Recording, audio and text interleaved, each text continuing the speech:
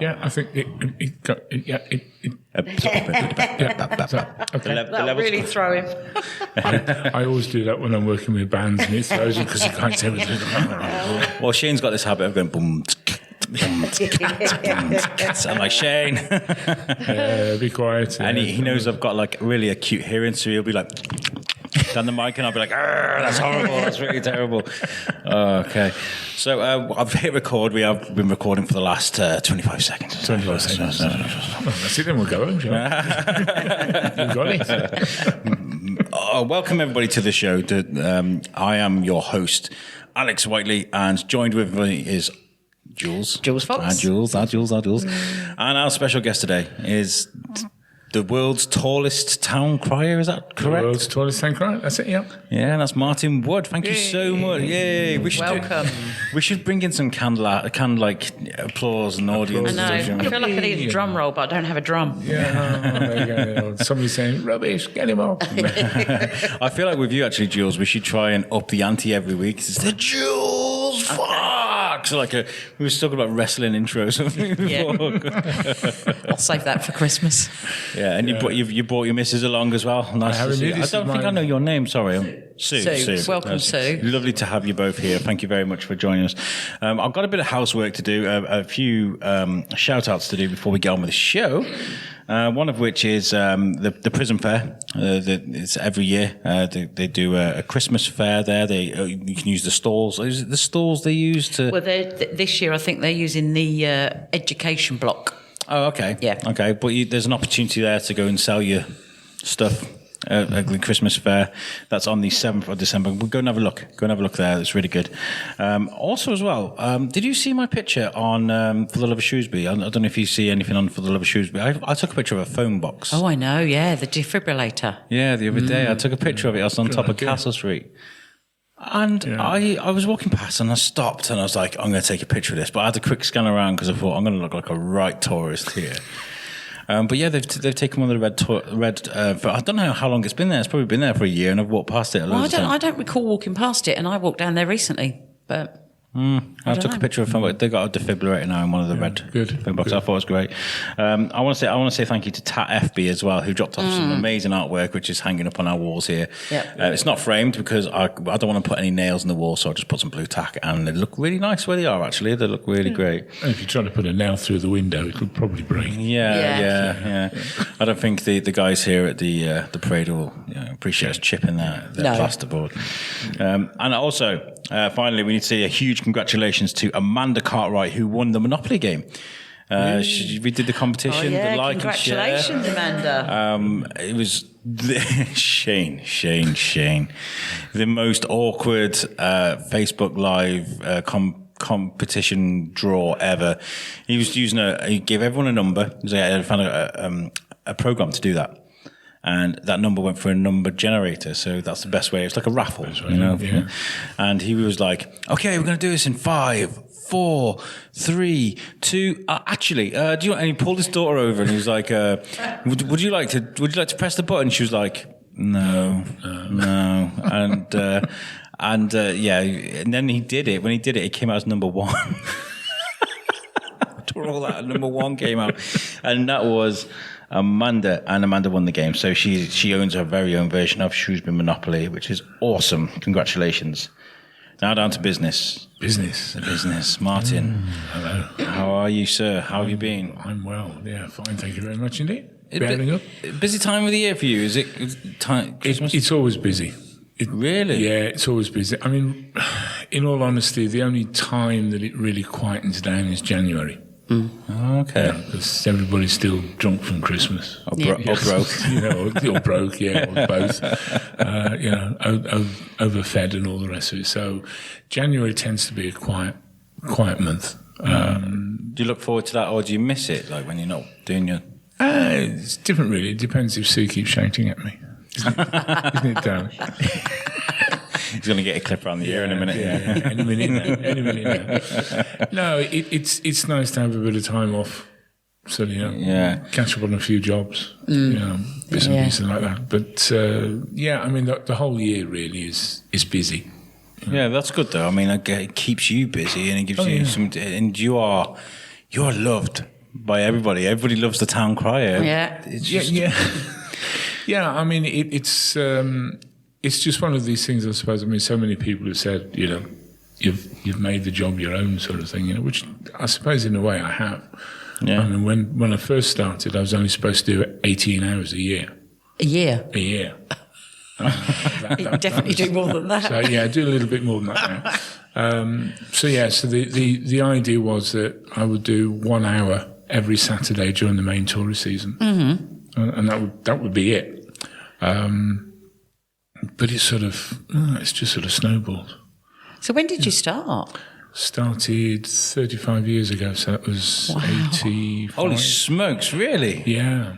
Oh my gosh! Yeah. I was going to ask how long is the tenure, but obviously there isn't one. It's just no. I mean, I just keep going. Yeah. No wonder people appreciate what you've been doing. They do. I mean, it's nice when you're sort of out and about, and people just come past and say, yeah, doing a good job. Keep going.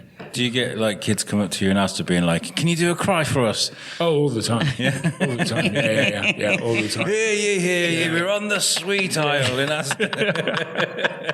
Or they'll sort of come and they'll sort of say, "Can I ring your bell?" Oh, brilliant. And I mean, I have to say no because I mean my bell weighs just over 12.5 pounds. Wow. Does it? Yeah. It's the largest handled bell that's made in the country. I guess it has to be. That's obviously because everyone recognises you, don't they? Even if they didn't recognise you facially, everyone just knows you from your height. Oh yes, yeah. So I can't, I mean, it's quite an expensive bell, so I can't let anybody just sort of pick it up because I mean, especially with the kids, I mean, if they pick it up and think, "Oh, this is heavy," and they drop it. Yeah, of course. If that gets damaged, definitely. Can I just interrupt, by the way? And I forgot to mention that these chocolates here have been very kindly given us by Laura Clark and Rich from Lefebvre Chocolates. They dropped us off some chocolates for Christmas, and I said I would do an on-air taste test. So by all means. We need some people to help taste them with us. I'll help. Exactly. Yeah, so please help yourself. I'm gonna have one. I'm gonna put one right here. I have the white one, I mean, would you like one, dear? I'll pass them over to my wife first, and she can have a chocolate. Right now, I've got a white ball chocolate. Congratulations. Brilliant, love it. I got a ball with crunchy bits. Okay, let's up that. Sue, what have you got? What have you got? Beautiful. Don't speak with the mouthful. Let's see if there's I'm going to have a look underneath and see if there's a label guide.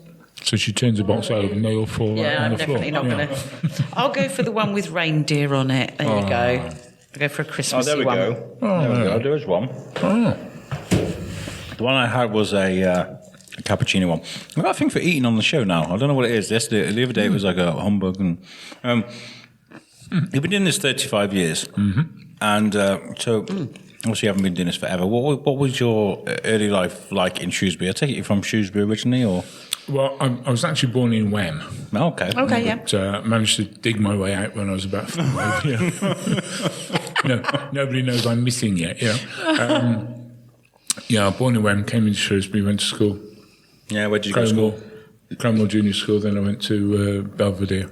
Okay. Belvedere Rehabilitation Centre. Otherwise known as Belvedere Boys School. People that were with me will know why we call it the Rehabilitation Centre. Just ask the mayor. And then when I left school, spent 12 months or so working at Safeways in Abbey Foregate. Then moved up to the Copthorne Hospital and here at the RSI. I worked here. Oh, really? Yeah, I was here I was with the Health Authority altogether for 7 years.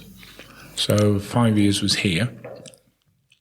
My office is now the ladies' loo. So in the basement here? So down in the basement here. So when you ladies go to the loo, you can sit around, you can look around and think, oh yeah, Martin, quite a nice room here. It's quite good. I'll remember that for next time I go in there then. We need one of these Martin was here That's once. it, yes, yeah. We were talking to Stan on the last show about this place and how weird it must look, if you worked here, how weird it must be for you still just to walk around here. Yeah, totally. Sorry, I just got a nut in me there. Yeah, I mean, it obviously it's changed, tremendously. But lovely place to work, though. Yeah, I bet. Really great. I mean, we used to have great fun here because we used to have one of the old porters who used to have the mortuary trolley. Right. So we used to phone down to the porter's lodge and we said, right, there's a patient to be collected, body to be collected from the top ward. So he'd come out with his trolley and he'd put it in the lift and he'd go up to the top floor, pull the trolley out of the lift, then he'd go onto the ward to make sure that, because in those days they'd put the curtains around all the beds. Yeah. Make sure all the curtains were around. Of course, he goes onto the ward and they said, well, no, we haven't got anybody. Oh, right. So, because he had one speed, which was stop. That was it. And so he came out, by the time he came back out into the corridor, we nicked his trolley and we shoved it back in the lift and we sent it down to the next floor. So he then spent the next couple of hours trying to find this mortuary trolley. And every time we went down, we were sending up or down. We used to have great fun, That's the sort of like fun and games that you probably can't get away with a lot of days now, can you? No. But it was nice because, I mean, we'd be doing that and then eventually the matron would come out, and she said, let him have his trolley back.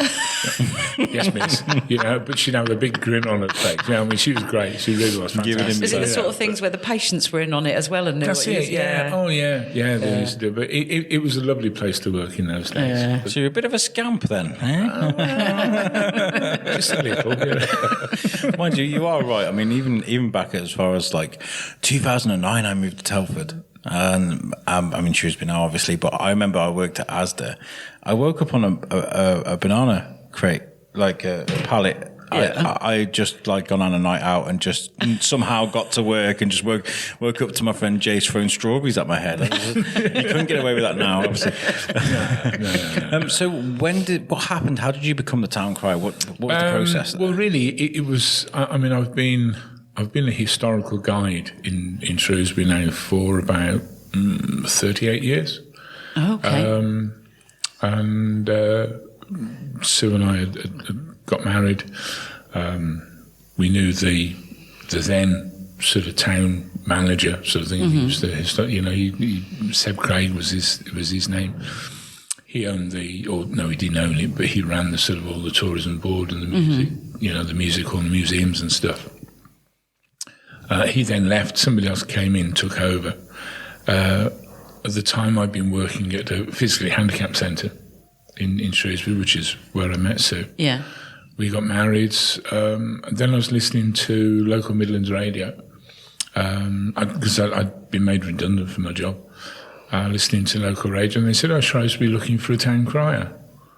I thought, how stupid. What a ridiculous job. And as I said, we'd had this new tourism officer and she'd come up from south. And she said, with all the old buildings and stuff, it'll look brilliant. Yeah. So I said, well, can I apply for the job? Which I did. Didn't hear anything for the next couple of weeks. So I thought, okay, somebody else has got it. And then she phoned me up and she said, we've got the flower show coming up. If we find you some sort of a regalia, would you like to sort of, act as a town crier at the show? Which I jumped at the chance because in those days, as a youngster, if you could get into the flower show without paying, of course, your street cred went through the roof, Yeah. So I thought, because it meant I could get in for nothing, which is great.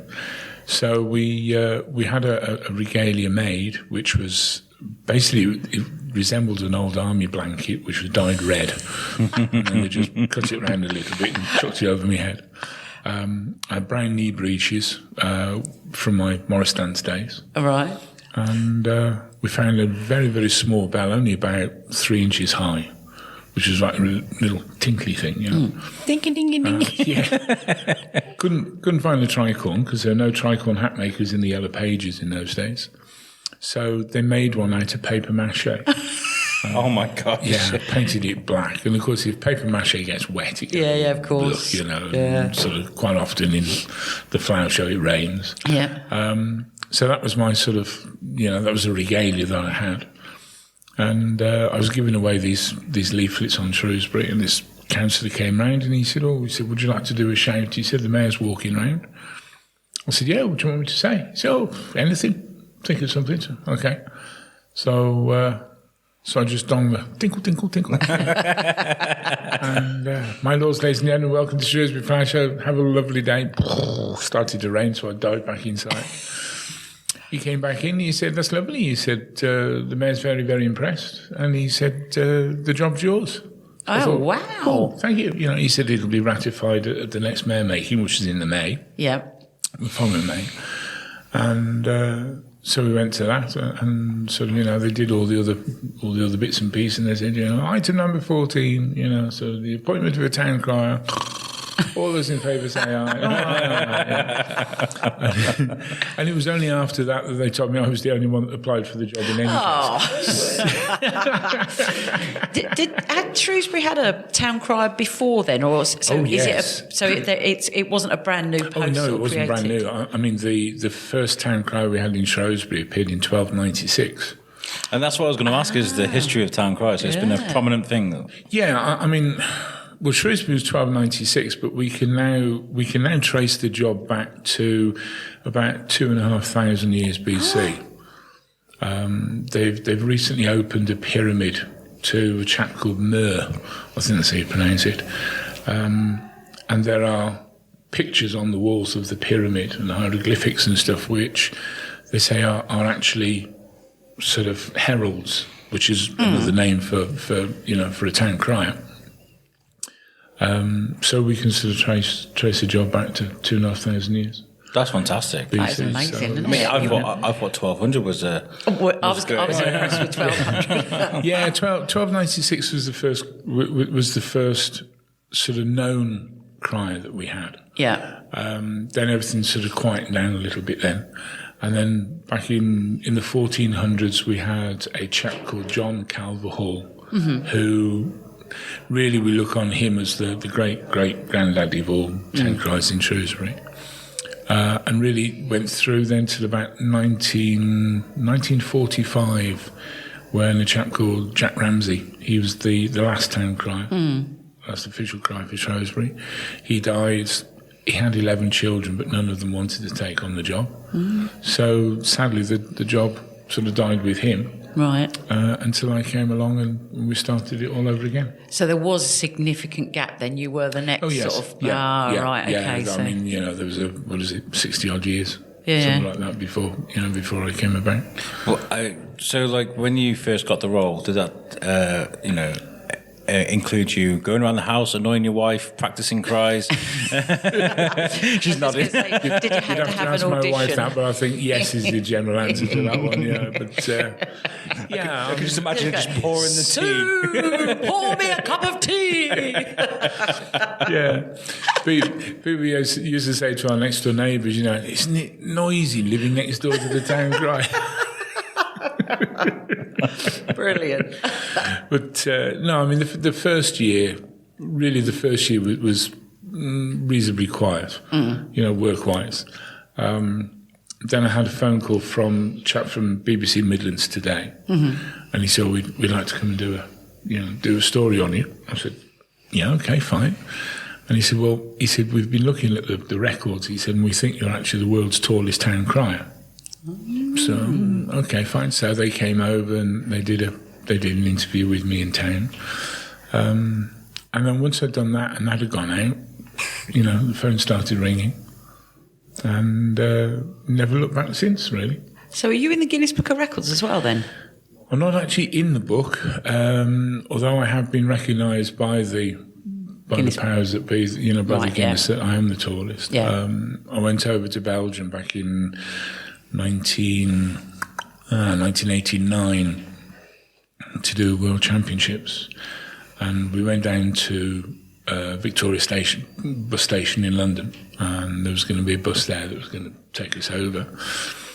And this guy came up to me and he said, "Are you Martin Wood from Shrewsbury?" I said, "Yes." And he said, "My name's Redmond O'Colonies," which was actually his name brilliant guy. He said, I was the world's tallest town crier. Oh, no. I said, oh, right. Yeah, and I said, how tall are you? He said, 6'4". I said, That's not rubbish. tall. That's not tall. Yeah, get on with it. And we became firm friends until he passed away a couple of years ago. So for our listeners abroad and far away that don't know, how tall are you? 7'2". 7'2". That's two. I just want to go. You said World Championships in Belgium, is there? Yeah. So there's a World Championships for There is town criers? indeed. Yes, there is. So what does that involve? Shouting, really. And is it who shouts the loudest, or is it who is the? It's got to be more than that, surely. Yeah. We have each competition, because there are local competitions, national competitions, European competitions, and World Championships as well. And we go out. We're judged obviously on volume. Yeah. It's one of them. But there's volume, there's clarity, content of the cry, poise and bearing. The way that you handle your devices. Oh, okay. Which is a nice That's one. your bell, obviously. Yeah.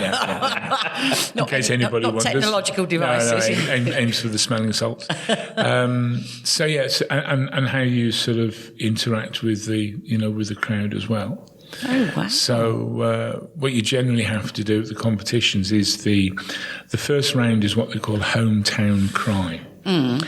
So that is a cry all about your town. So you basically go to wherever you are and suddenly, I bring greetings from the people of Shrewsbury and whatever. Then you launch into sort of, Shrewsbury is famous for its river, Brother Calvahall, whatever. Yeah. So that's your first round cry. Then you get into the second round and the third round as well are cries where they give you a theme. Okay. So you then they'll give you the theme, so you then have to research it, obviously. Yep. And then you have to make up this cry. The cries have to be a minimum of 120 words and a maximum quite a lot. of 140. A bit like Twitter. Actually, I suppose if you're used to talking a lot, probably 120 is not a lot, is it? Yeah, because when you think you've got to start with the three OYAs, Yeah. then you finish with God Save the Queen. Okay. So that's 7 words out of the way. Yeah, that's straight true, off. yeah. So it's... Although you say 120 words, that's not a lot. No. So you have all that lot. So you have these sort of themed cries as well that you have to do. And then if you get through to the finals, then the finals can be a choice of one of the 3 cries that you've done before. Oh, right. So it's basically like Miss World, but for town crier. Yeah, a little bit like Miss World, but without the high heels. Yeah. Which you don't need anyway. Which I don't need. No. So how far have you got in that competition before? What have you got through to? Well, the highest ranking that I've got was 3rd in the world. Oh, wow. I've been competing in competitions now for 31 years. And in all the competitions, I've never been out of the top 10. Oh, that's So excellent. I've been sort of, Probably because I don't want to mess with him. Because look how big he is. Like that. You just look down at the judges and say, give me good points. Yeah. Fine. Anything you like, fill them out yourself. So obviously you travel around then for those, because wherever they're held, you're held. But have you ever been involved in, I don't even know what to call this, like a crier exchange? So have you been asked to do something in another city, in another country somewhere? Oh, yes, yeah. I mean, I've been to Holland, Belgium, Germany, Canada, America. Shrewsbury's twin town used to be Zutphen over in Holland. And I went out, I was actually the town crier for Zutphen as well. And I went over to take part in the Dutch national championships over there. All right. And of course, one of the things they had to do over there, of course, is you had to cry in Dutch. I was just about to say, do you have to switch your language? Yeah, so I had to switch the language on that one. And I actually won it. Oh, wow. I won the Dutch national championships. You're beating from the Is that beating the Dutch as well? That's brilliant. Yeah. We did one of the world championships in Belgium. So we had to cry in Flemish. Wow. In that one. But that one was really, really difficult. But what they actually did to start with, they said, well, the Flemish crier will do the cry first, and then you copy what he said. Right. Oh, okay, fine. So we got it sort of written down. And of course, he went into all this, and all the rest of it. And I just stepped up and I said, whatever he said. Brilliant. But then we had to go back and redo it all over again. But, so it's, you do sort of, do you guys have like a secret language, a secret like way of communicating with each other that people wouldn't normally get, like certain words that people? You know what I mean? Not really. I mean, we're just idiots. Certain terminology. Yeah, I mean, our sort of main terminology is just in case instead of people saying, "You're all right," "Oh yeah, oh yeah." But no, we're all great friends. Everybody, and I mean, so we have tremendous fun on. I had Facebook no idea it was such a big world. I really had no idea. Yeah. Oh, and ladies, yes, yeah. We do allow ladies in as well. We have got Lady Town Crier. Very progressive. Since when? Since when did that come in? Since ever, really. Yeah. Yeah. Well, that's good. I suppose if, like you say, if you've got the voice, the clarity, the content, the presence, all of that sort of stuff, then I suppose it shouldn't really matter. I mean, the only thing we say, of course, is that sort of because like some places, they want a town crier. Well, if a fella doesn't apply for the job, but the lady does, then the chances are that she'll get the job. But at a competition, it's a case of, well, there's no sort of, okay, well, because she's a lady, we'll give her an extra 10 points as a start. Of course. It's a level playing field. And although she may not gain so many points volume-wise, diction and inflection, stuff like that, could be better. Yeah. So it matches. They got any presentation as well? Yeah. I mean, one lady, one of the first lady criers I met, a lady called Doris. She was a lovely lady. She came from Portland Bill. Okay. When I was introduced, they said if ever the foghorn on the lighthouse breaks down, they send for Doris. And I just had a good laugh. And then she went on the podium and she did her cry, and I thought, they're not wrong, because her voice was massive. It really was huge voice, really powerful. I can believe that. I can believe that. When I do something wrong, I get Alex. Alex. Yeah. Sue would make a great town crier. Is there? I mean, I know you said there's the Shrewsbury granddaddy of town criers, but who's the world's most famous town crier? I mean, that's probably apart from yourself. Yeah, probably a chap called Martin Wood, I suppose. I don't know, because it's not a sort of a widely known thing. I mean, like you get footballers and of course. There's probably one for every town, isn't there? Yeah, city is Chester. Yeah, well, yes, there used to be. I mean, when I started, there was 65 criers in the country. In the UK? In the UK. But if you go back to the late 1700s, early 1800s, there were close on 5,000.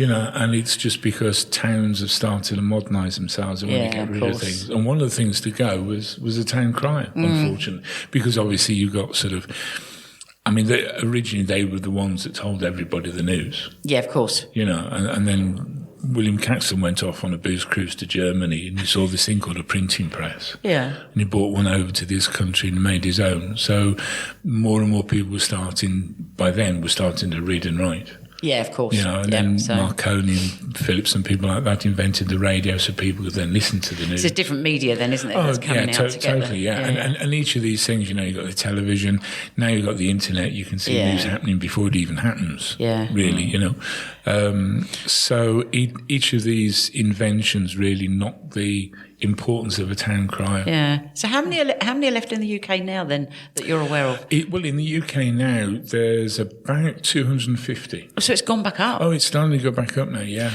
More as a tourist attraction type thing, though, than an actual sort of specific job role. I'm thinking about this, and do you know what? A town crier is effectively an early day podcast.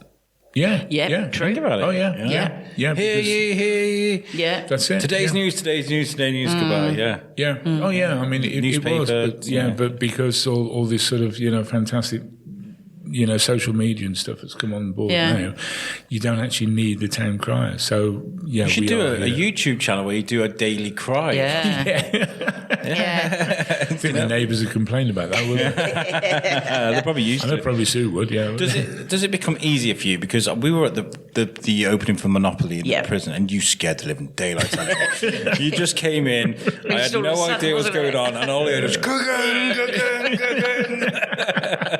Had you rehearsed that? Had you written that down? Or was that just come to you? No, that was thought of on the spot. That was. Yeah, and you do that. You do that mostly, or yeah, quite often. Yeah, people will ask me to do a cry, and sort of I just, So how often? How many times a week, or how often are you crying, for the want of a better word? It depends really, but I mean, on a good week, I'm probably out 4 or 5 times a week, if not more than that. Yeah. It really depends, because I mean, we open shops, close shops, launch cars, launch Monopoly. Yeah. Go on podcasts. Yeah, go on podcasts. I do weddings, birthdays. I was going to ask, do you do weddings? Do a lot of those. I do a bridal alarm call where I turn up outside the bride's house at 7 o'clock in the morning. That's a brilliant idea. Being known that Martha Joyce is being married today. Yeah, that's excellent. What would be even better is for a divorce. That'd be Amanda says that she doesn't want you anymore.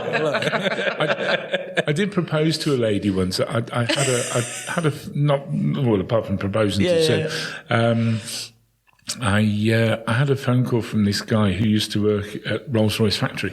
He was a machinist there, and he said, "I want to propose to my girlfriend." But he said, basically he was frightened, but he didn't actually use those words. He said, "Would you propose to her for me?" And I said, "Well, yeah, can do if you like." I said, "Obviously, I've got to get the okay from the bosses." So I phoned the office, and they said, "Yeah, that'd be great. Do you mind if we have a photographer?" No, you're not coming there. So the lad worked down on the machine floor, and his girlfriend worked in the offices. So I went up to the office, and somebody went in, opened the door, and I stood there, clang, clang, clang, clang. "Oh yeah, my lords, ladies and gentlemen, John Roberts is deeply and madly in love with Felicity Burke and wants to know, will you marry him?" And she just went... I'm standing there for about 5 minutes, and I go, "Well?" And in the end, she said, "Yes." So I went back out onto the balcony, clang, clang, clang. "John, she says yes." And all these lads brilliant. went, "Yeah." That is such a cool idea. And it was only about 2 years ago, I think it was. I was walking down Pride Hill, and this lady came over with this young girl, and she said, "Do you remember proposing to this girl at Rolls?" And I said, "Yes, I do." And she pointed to this girl who was about 9 or something like that, and she said, "This is the result." So they'd obviously married and had a couple of kids, Oh, brilliant. which I thought was brilliant. Do you know what I would love to get you to do one day? Is the day I win the lottery. Is you can come into work and you'd be like, hey, Alex says you can all go on holiday. That is but awesome. So I do also. I mean, I've even rung out somebody at a funeral. Have you? That's good. That's nice. Which is again is a tradition that the town crier used to do. Right. One of the old guys in Shrewsbury who was he was a Gilder Freeman. He passed away, and he used to live Castle Square, Castle Courts. Mm-hmm. And so his family asked me if I do a cry for them. Mm. So I stood on the main street opposite the castle. And as the hearse came out from underneath the arches, I, rang the bell. And it's amazing because the whole of the street just went quiet. Mm. Everybody stopped, and the hearse and the cars all sort of drove past. And as soon as they gone past, Sue and I belted across to the castle, jumped into our car. We had to go the long way around up to the crematorium. Yeah. So we were there to ring him into the crematorium as well, sort of thing, Yeah, there's a couple of guys working on the old co-op, and even they stopped and turned their radio off and just stood there for a couple of minutes. Yeah, which is great. Yeah, that's really nice. Yeah, that's lovely. That is. Yeah. So done all that. Cried during the earthquake that we had a few years ago. Wow. The world is shaking. It's coming to an end. Did the earth move for you? That was brilliant. Yeah, I did Queen Mother's 100th birthday. Oh, did you? Yeah, that was a brilliant one. That was. So what? Down at the palace? Yeah. We went down to London. There was about 40 of us went down, and we all went down to Buckingham Palace. And one of the criers had actually written a cry for the Queen Mother. And while we were all sort of standing around there, a police officer came over and he said, "Can I borrow you?" Heard about these policemen, and I said, "Yeah, sure. What do you want me to do?" And they said, "Well, we've actually changed the route slightly for the Queen Mother coming up from Clarence House."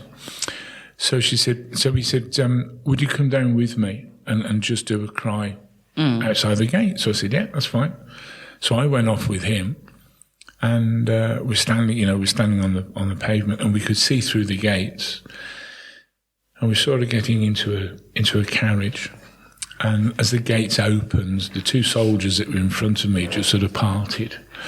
And this guy said, "Right, you're on." So I just stepped between them into the road, clang, clang, clang, I said, "My lords, ladies and gentlemen, we're all gathered here today to celebrate the 100th birthday of Her Majesty the Queen Mother." And for some unknown reason, I don't know why, but I just started singing Happy Birthday.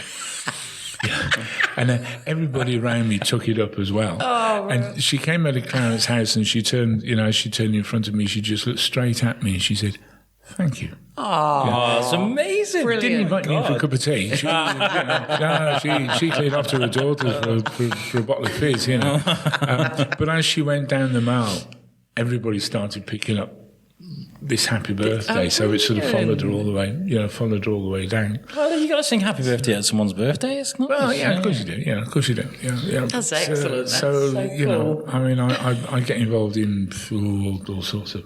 Yeah. Do you know what I love about this interview so far? I've written down all these questions to answer, and just by chatting, we've just got the answers to a lot of them.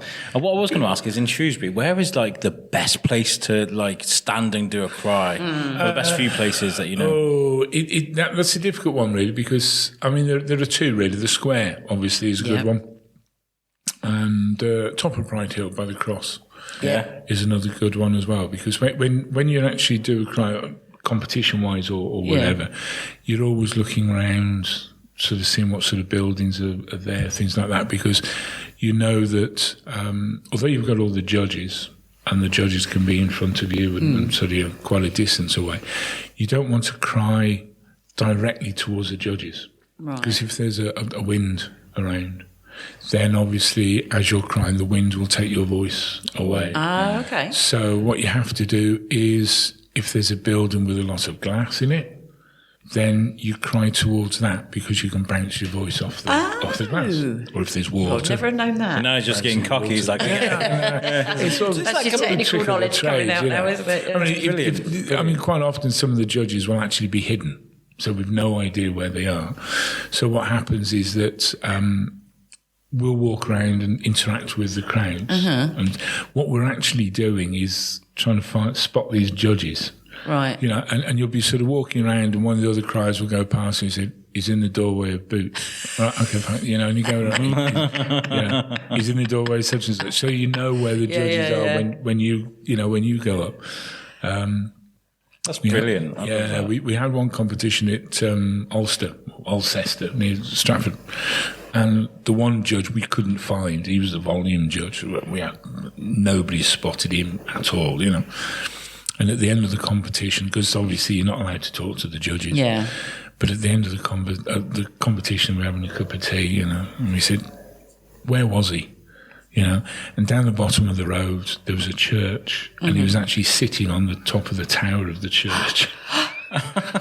Expectations. You'd never know that, So you haven't got a clue. So the Square is good because there's a good bit of sort of glass around there on the left-hand side. You can bounce away. Top of Pride Hill is brilliant. Have you ever had a moment when you've gone, "Ding, ding, have you had any squeaks? Any funny? Not with the. My voice has gone a couple of times. Which, if it does, you just don't do a cry. Because obviously you don't want to feel it. I have done a cry once when I forgot the mayor's name. Which is a little bit embarrassing. Oh, imagine. And that was when Vernon Bushell was mayor of Shrewsbury. And it was when the Pride Hill Shopping Centre was celebrating its first birthday. And the idea was that we met the mayor at the front door, took him down, and there used to be a flight of stairs in the middle of the centre. What, where the escalators are now? Yeah, well, they went down between the escalators. Okay, yeah. Opposite the lift. And the idea was Mayor Bushell would sort of stand at the top of the stairs. I'd go down to the sort of the mid-level, do this shout, and then he was going to come down onto the sort of the lower level. She's got a big cake. She was going to cut, and then we were going to give all the pieces out to all the kids. Mm-hmm. So he stood at the top of the stairs. I went down, my lords, ladies and gentlemen, we're all gathered here to celebrate the first birthday of the Pride Hill Shopping Centre. Would you please welcome the Mayor of Shrewsbury, Councillor... And do you think I could get his name? And I'm just standing there and thinking, what the hell? And then, I thought, Bushell, that's it, Councillor Bushell. And as he came past, he just grinning from ear to ear. And he walked past me, he said, it's Vernon. All right, thank you very much, you did. Well, at least he took it well. He did, yeah, he did. But I did get a letter from the then chief executive saying that sort of, he realised, of course, that I was quite busy, but it would help if I actually remembered the name of the mayor. Brilliant. How do you cope on the bad days? The days when you just like, I don't know who, maybe hungover or something. You just want to go to the shop for a bottle of milk, and somebody like, can you do I know who you. Yeah, so sometimes it does get like that. Sometimes you just want to sort of go and hide, But then you think, well, no. I mean, I don't mind people coming up and saying hello and doing stuff. I mean, I think that gives me a buzz anyhow. Yeah, of course. It used to really sort of whatted me off every now and again when I was younger. People used to come and say, what's the weather like up there? Which I got all the time, Drunk lads, big man, give us a cry. Yeah. But, you get used to it, and it's just something you have to. Yeah, of course. Yeah. You just fop it all off, really. Yeah. But on days when you're not crying, you didn't have no crying to do. Do you like get dressed up and you're like, let's just go for a walk around town and cheer some tourists up? Do you not do that? No, not really, because I'm always out, I suppose. I mean, my sort of general days off are sort of looking after Sue and shopping. So have you played the Shrewsbury game, Shrewsbury Monopoly game yet? Then. We haven't had time to play. Mind you, it wasn't that long ago, was it, the launch? So no, we did see him playing it on the launch. Oh, actually, but you didn't. What I meant was play it at home. Did Grace actually? Was it Grace, the girl that was winning? I can't remember her name. Did she win? Did she win? Well, I think we sort of gave in to her gracefully. Mind you, when is that how long it went on for? It was about 2 hours. And that was a short game, wasn't it? Because they'd sort of rigged them. I mean, she had got sort of 6 houses and about. She had hotels, didn't she, on the sort of the Darwin? I mean, I landed on one of hers. She says you owe me £1,600. I thought, stuff this from. I've got 5 ones left. You can have them. If that, Take an IOU. No, okay, fine. So we all gave in gracefully. I mean, obviously the mayor was playing it as well, but he spent most of his time in jail. Oh, that's funny. Well done, Phil. Which was nice of him, But, you two go back, don't you? You and Phil. Oh, we do. Yeah. When we had Phil on the show, he mentioned that you two grew up together. Yeah. Phil and I were at the same school. Yeah. We both went to Belvedere, and we were great mates during our school years. Then obviously Phil went on to do his journalism, so we kept sort of running into each other occasionally. Not very often. And then, of course, he's mayor for this year, which is great because we've sort of met up again and sort of, rekindle. But you guys see each other a lot on the road we'd always, I'll be at an event and you sort of, see the mayor's car arrive. I think, nobody told me he was here. Yeah. Okay, fine. Here we go. Good morning, Mr. Mayor. Hello. We see each other. That's really nice. That's really nice. I'm going to put you on the spot now. Right, if you could name, say, three top memorable moments for Shrewsbury, 3 things that you've done for Shrewsbury that you think, I can't believe I just did that. How long have you got? Only 3. Only 3. Wow.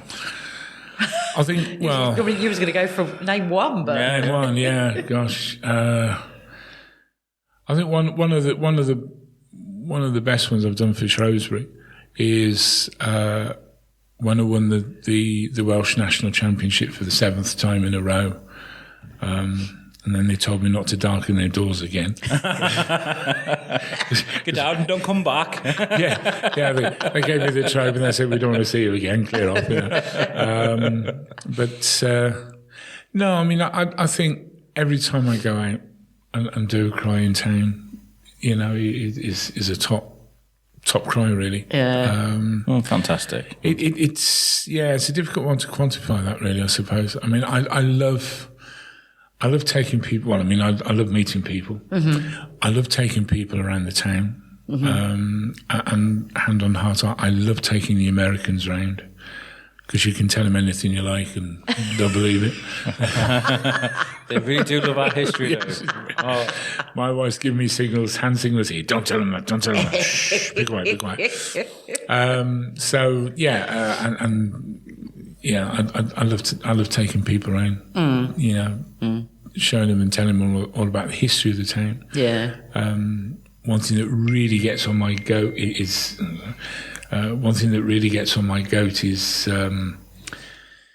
when you get these people who say, Shrewsbury's boring and there's nothing to do. I had that on the show.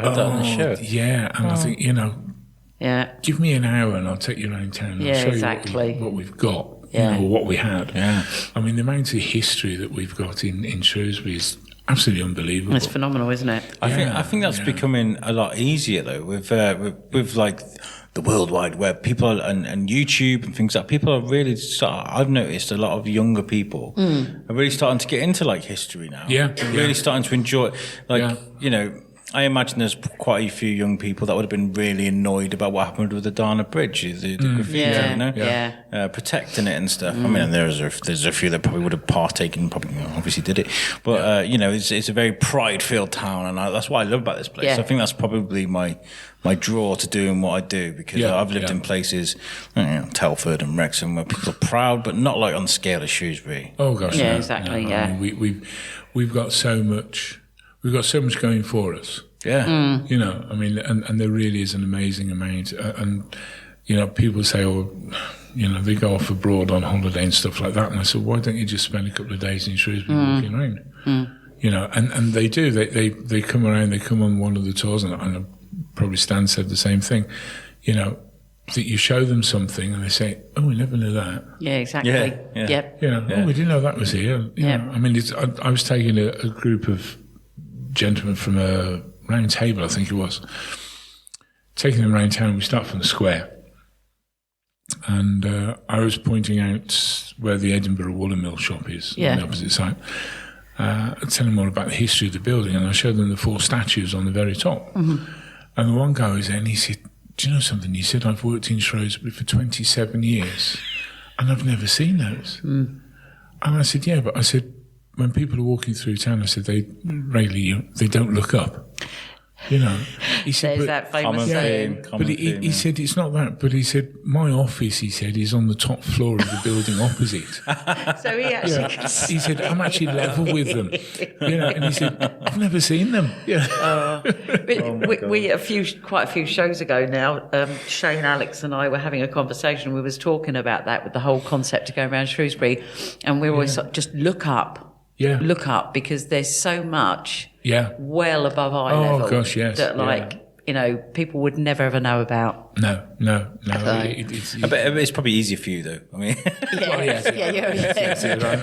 I am a little bit higher than most people. Yeah. Short ass like me, I've got to properly get the binoculars out. Get the binoculars out. Pat them all on the head. Oh, look, I'll just polish this one up.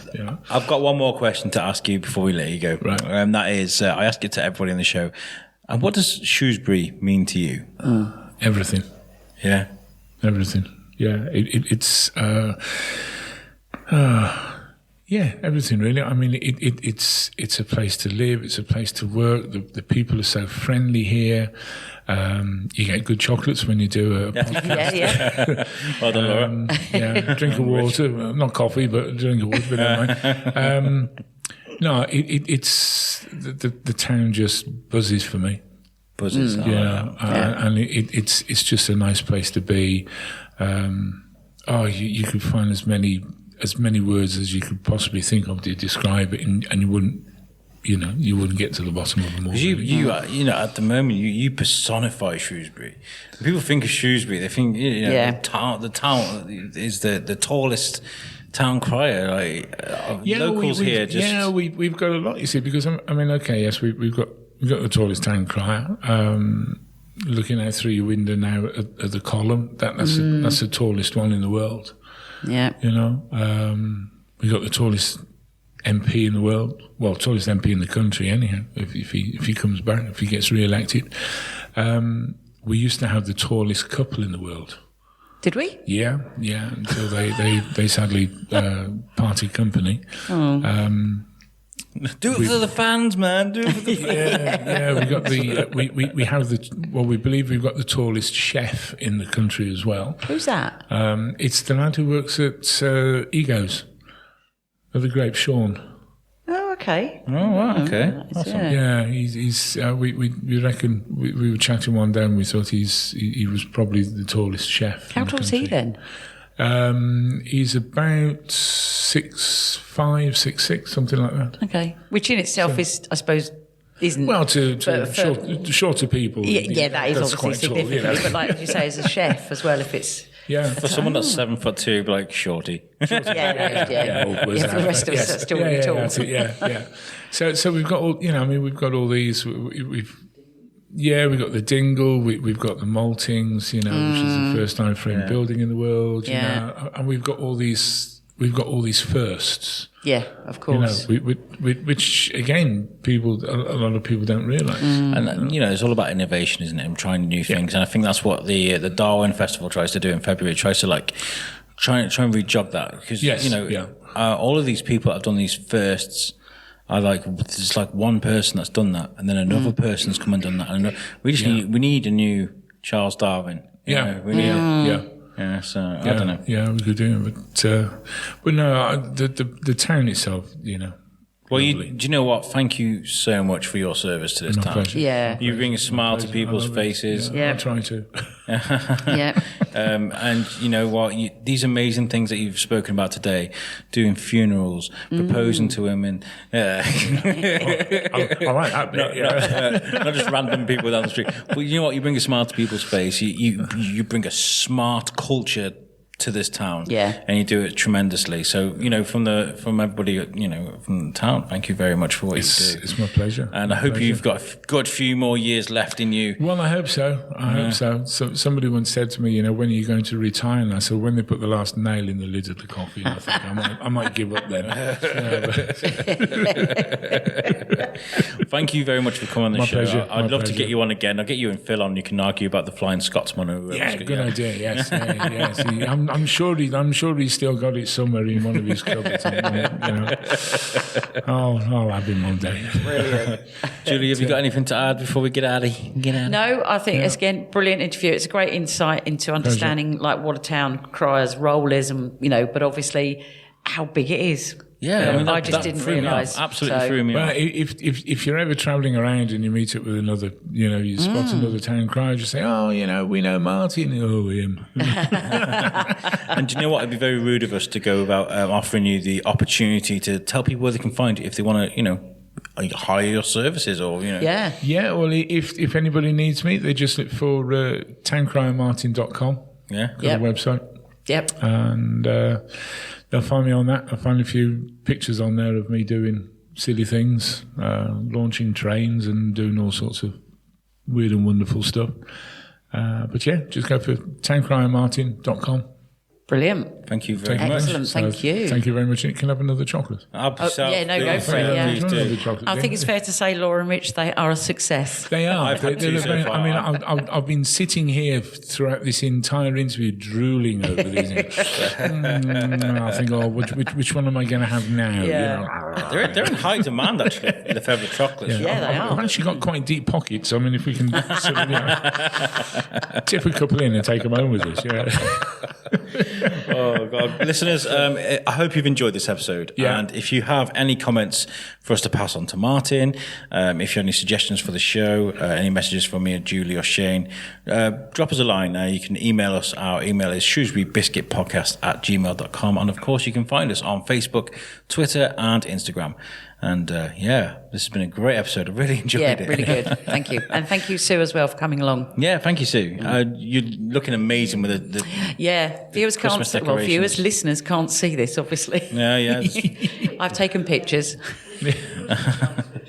Yeah, of course. Yeah. Well, I've got pictures, so they'll go out on the Facebook page as well. So. We've got to try and get a selfie somehow now of all four of us. Yeah, I've the angle we're sitting at and the space, I've managed to get sort of a 3 and then a 2, so I haven't got a 4. Great side angles of me. Yeah. Guys, make sure you stay safe and peace out. We'll catch you next week. Brilliant. Bye.